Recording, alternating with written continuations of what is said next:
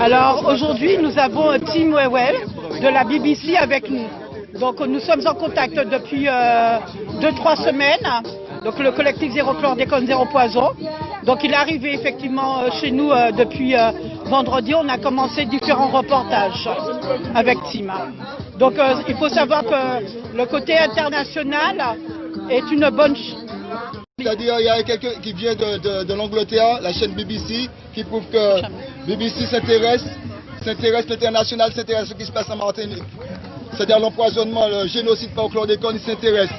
Ce qui veut dire que les Martiniquais, tous les Martiniquais qui sont défaitifs, qui sont dans, comment dire, l'acceptation, dans le désespoir et espoir, parce que le monde entier est au courant de ce qui se passe, le monde entier condamne ce que les Békés font en Martinique, le monde entier condamne ce que les Békés font en Martinique.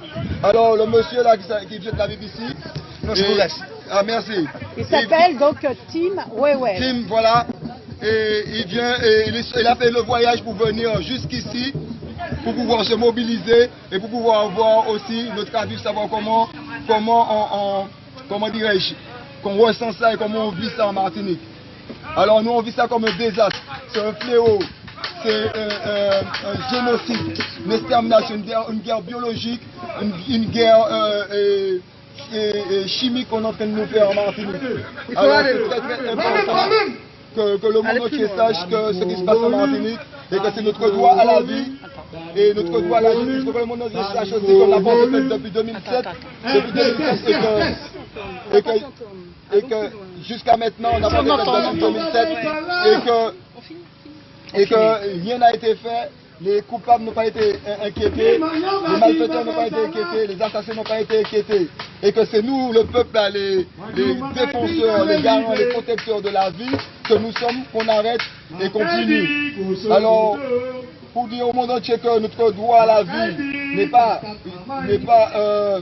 négociable, notre droit à la souveraineté n'est pas négociable, notre droit à nos droits fondamentaux n'est pas négociable non plus. Hein. Avant qu'il ne vienne jeudi, qu'il arrive jeudi, nous avons déjà été depuis 2 semaines en relation, en discussion de ce qu'il souhaitait.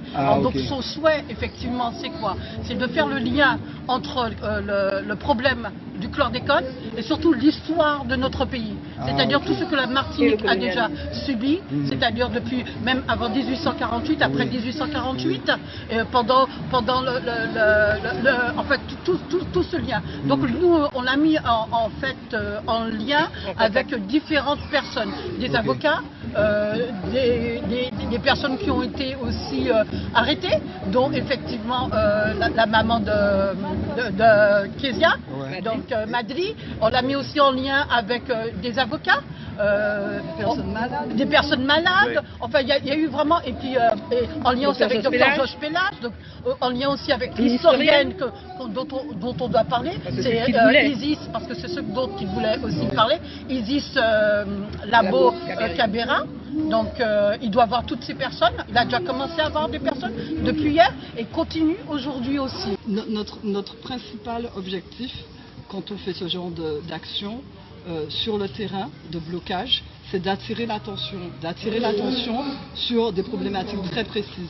Concernant la Garrigue, cette enseigne était accusée d'avoir et soupçonnée d'avoir continué à produire du chlordécone, des produits à base de chlordécone, après la fin de la dérogation, après la fin de la période dérogatoire.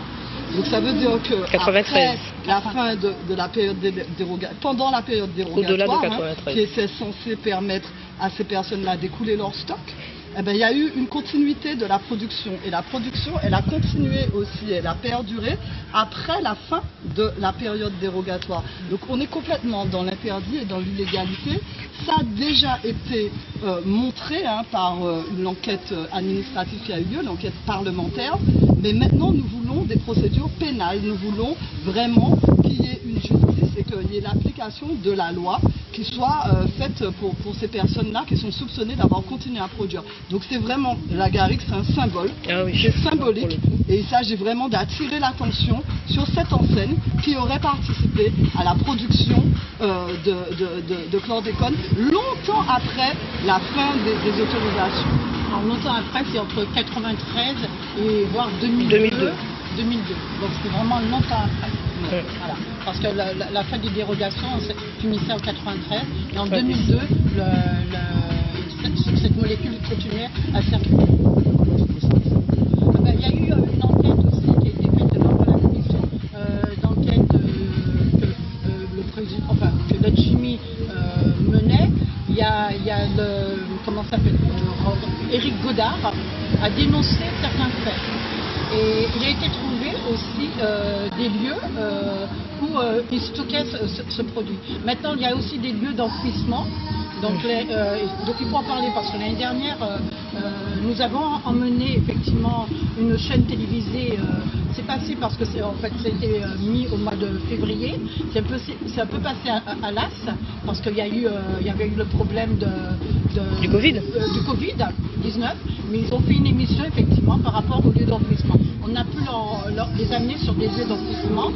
Et malheureusement, il faudrait qu'on reprenne ce problème-là, parce qu'il y a des gens effectivement qui veulent pas, ils ont peur des représailles.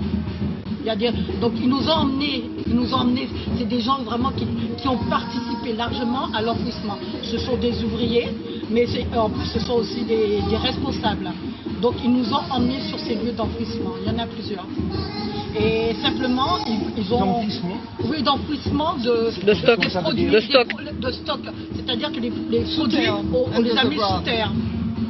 Et vous avez vu ça les lieux, oui, notamment, je vais le dire, il y a un lieu sur le Vauclin et il y en a d'autres. J'ajoute quand même que c'est... Magdi, could you stand here because it's to be quieter? Thank you. Do you want to translate a bit what she said? Oh, she said that they are still cloning to avoid justice. So now it's another problem for us because we have to make some researches to know to find the products, because that's very dangerous to have these products under the ground. And we have a responsibility to show.